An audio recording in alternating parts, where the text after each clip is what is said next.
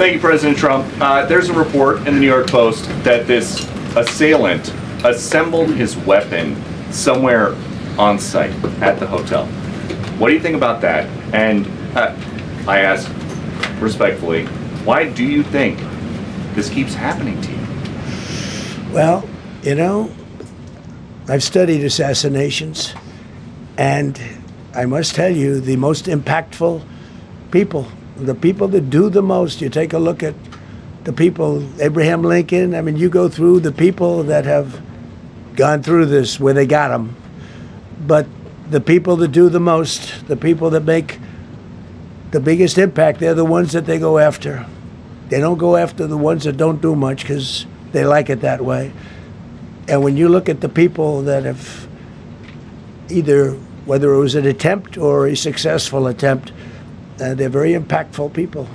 Just take a look at the names there, the big names.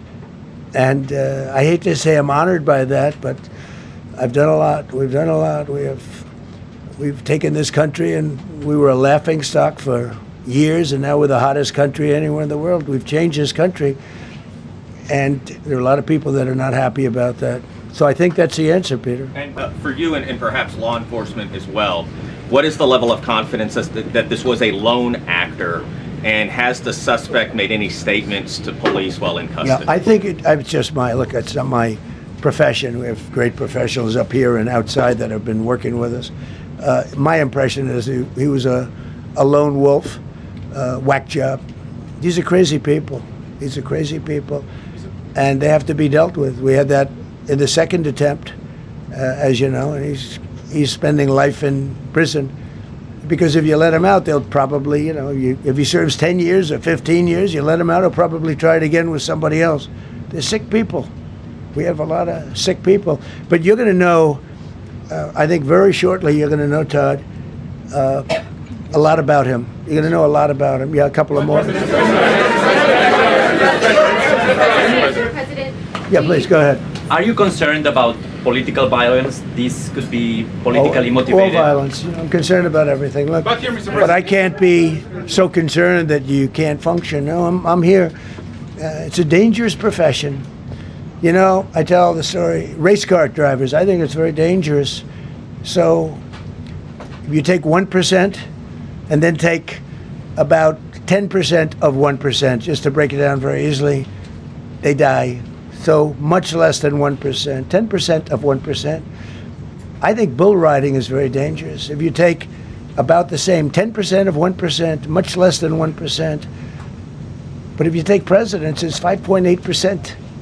And about 8% are shot at. So nobody told me this was such a dangerous profession. If Marco would have told me, maybe I wouldn't have run. Maybe I would have said, I'll take a pass. No, it's a dangerous profession, but I don't view it that way. Look, I'm here to do a job.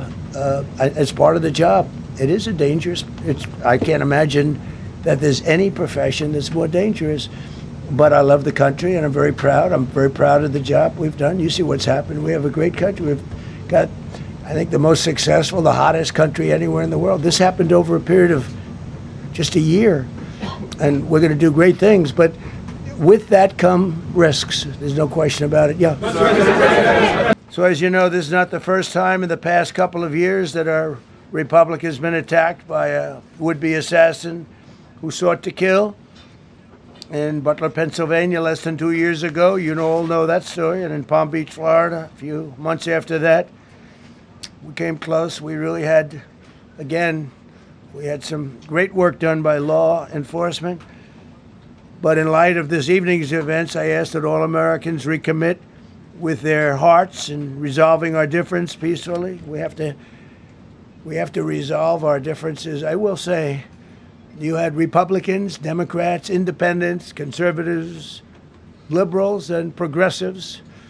Those words are interchangeable, perhaps, but maybe they're not. But yet everybody in that room, big crowd, record-setting crowd. There was a record-setting group of people, and there was a tremendous amount of love and coming together. I watched, and I was very, very impressed by that.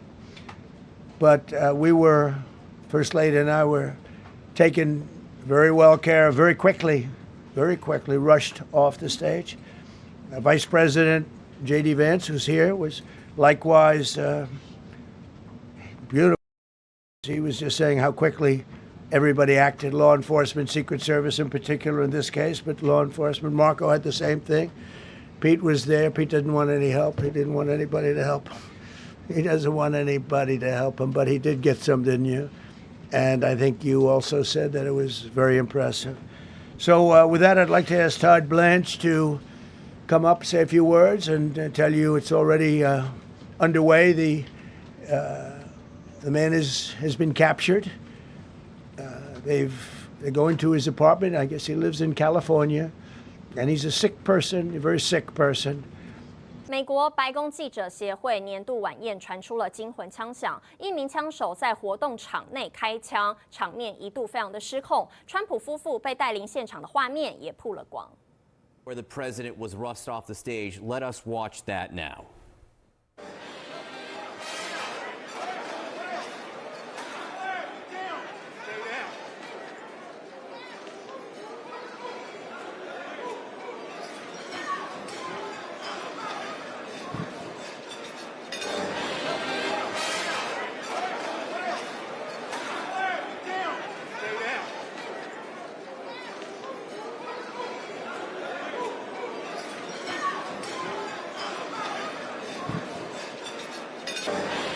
川普跟梅兰妮亚扶手蹲低，被特勤人员迅速的带离座位。画面当中也可以看到，正副总统分别是由不同的安保人员护送。副总统范斯甚至一度好像愣在位置上面一样，被一旁的维安人员拖起来，强制带离现场。不断有人在大喊“趴下，趴下”，现场当时真的是很混乱。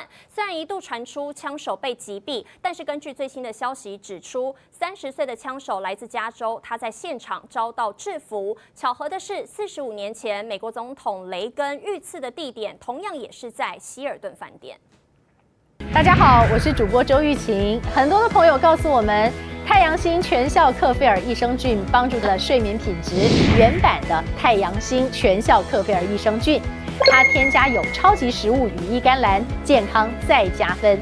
而有睡眠困扰的朋友们，赶快选择蓝色包装这一款晚安加强版，绝对是更有感。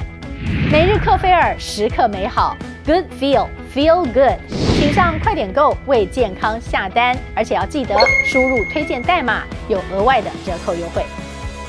太阳星全效克菲尔益生菌基础版、晚安加强版，新包装改版，内容不变，抽取更方便。要吃就吃最好的。